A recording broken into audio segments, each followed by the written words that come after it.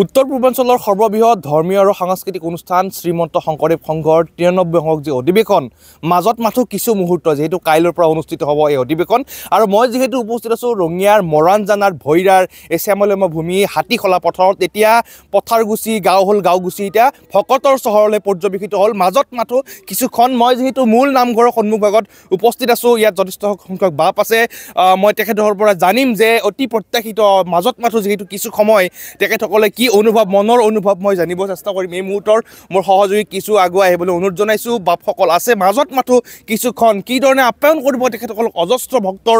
যেহেতু সমাগম ঘটিব এই হাতীখলা পথাৰত লাখ লাখ ভক্তৰ মিলিত হ'ব এই হাতীখলা পথাৰত কওকচোন বাপ যেহেতু মাজত কিছু সময় কি কৰিব বিচাৰে কৃষ্ণ জয় গুৰু শংকৰ সৰ্বগুণাকৰ যাকে নাহিকে উপম তোহাৰি চৰণ কৰে ন শতকোটি বাৰিক কৰোহ প্ৰণাম প্ৰথমে ND টিভিৰ আমি সাংবাদিক বন্ধুসকললৈ আমাৰ শ্ৰীমন্ত শংকৰদেৱ সংঘ 93 সংখ্যক মূলৰ অধিৱেশনৰ এই নামঘৰ সমিতিৰ তৰফৰ পৰা বহুত আমি কৃতজ্ঞতা জ্ঞাপন কৰিছোঁ সেৱা জনাইছোঁ তেখেতসকলে যেনেধৰণে এই প্ৰচাৰ প্ৰসাৰত লাগিছে তাৰ বাবে আমি সেৱা জনাইছোঁ ইতিমধ্যে আমাৰ বাপসকলে ৰাতিপুৱা 4:30 বজাতে উঠি ভগৱন্তৰ গুণানুকীৰ্তন ভাগিৰে আঁত ধৰিছে আৰু এতিয়া আমি আমাৰ শ্ৰীমন্ত শংকৰদেৱ সংঘ ৰঙিয়া জিলা শাখাৰ নামঘৰত আমাৰ জোনাইত যি আমাৰ ধৰ্মধ্বজা তৰ পৰা অনা হৈছিল আমি সেই ধৰ্মধ্বজাখন এতিয়া আমি আনিবলৈ বাপসকলে যাবলৈ ওলাইছোঁ আমি গাড়ী ইতিমধ্যে সন্মুখত ৰাখি থৈছোঁ আৰু আশা কৰিছোঁ প্ৰায় আমাৰ 40 লাখ ভকতৰ ইয়াত সমাগম হ'ব তেখেতসকলে ইতিমধ্যে যোৱাকালি আমাৰ সেৱা বাহিনীৰ সেৱক সেৱিকাসকলে আহি আমাৰ কেন্দ্ৰীয় সেৱা বাহিনী শিবিৰত তেখেতসকলে উপস্থিত হৈছে আৰু দূৰ দূৰণি বাপসকলে ইতিমধ্যে বাছেৰে হওক ৰেলেৰে হওক তেখেতসকলে আহি আছে আমি আশা ৰাখিছোঁ এই যাত্ৰা পথতো যাতে কোনো ধৰণৰ যাতে ত্ৰুটি নোহোৱাকৈ তেখেতসকলে আমাৰ মাজত আহি উপস্থিত হ'ব পাৰে তাৰ বাবে আমি সেৱা জনাইছোঁ আৰু আমাৰ ৰঙিয়া জিলা শাখাৰ যি 2000 চনত হৈ যোৱা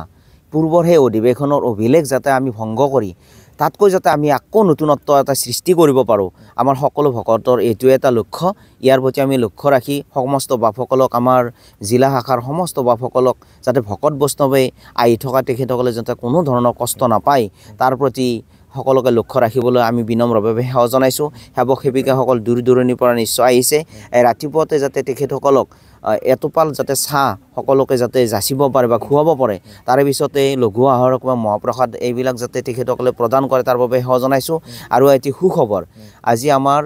ঠিক 8:30 বজাৰ লগে লগে এই বৰনামঘৰত শ্ৰীমন্ত শংকৰদেৱ সংঘৰ সংস্কৃতি শাখাৰ সভাপতি বাপ মান্যবৰ পবিত্ৰপ্ৰাণ বৰা ছাৰে আমাৰ ইয়াত নাম প্ৰসংগৰ আয়োজন কৰিছে আমি আয়োজন কৰিছোঁ তেখেতে তাত নাম প্ৰসংগৰ আঁত ধৰিব আমাৰ সুখবৰ যে আমাৰ ৰঙিয়া জিলা শাখাৰ একান্ত সংগী আমাৰ বিত্ত শাখাৰ একজন সদস্য আমাৰ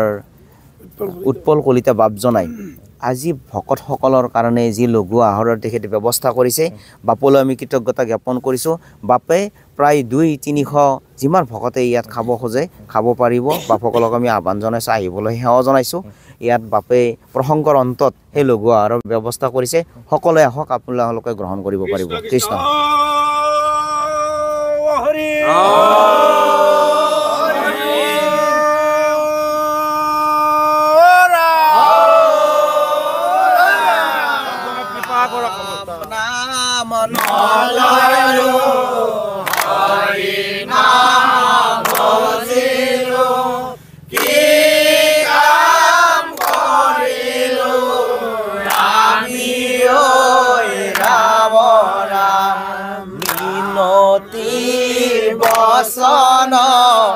राम नाम नलैलो बोल सर्वजन हरि नाम भजिलो শুনিও শাস্ত্ৰৰ মৰ্ম ৰাম ৰাম ৰাম নাম নলৈলো হৰি নাম ভজিলো কি কাম কৰিলো আমি ৰাম ৰাম সত্য যুগে ধ্যান ৰাম নাম নললো এটা যুগে যজ্ঞ হৰিক নভজিল ও দাপৰ যুগত পূজা ৰাম ৰাম ৰাম নাম নলয়লো হৰিক নভজিলো কি কাম কৰিলো আমি ৰাম ৰাম হৰি ভকতিৰ ৰাম নাম নলয়লো পাতিলন কহাত হৰি নভজিলো শংকৰে জগত জুৰি ৰাম ৰাম ৰাম নাম আৰু এইদৰে তেখেতসকলে যিহেতু মাজত মাথো কিছুখন সকলোৱে দেহে কেহে খাটি কিদৰে অধিৱেশন ভাগি তেখেতসকলে এটা সফল ৰূপ দিব তাক লৈ তেখেতসকলে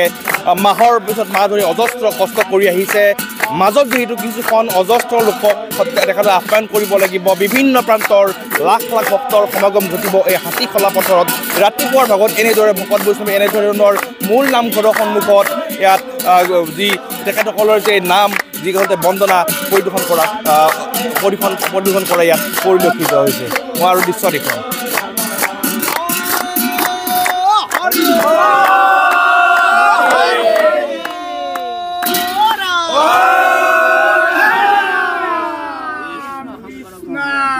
কৃষ্ণ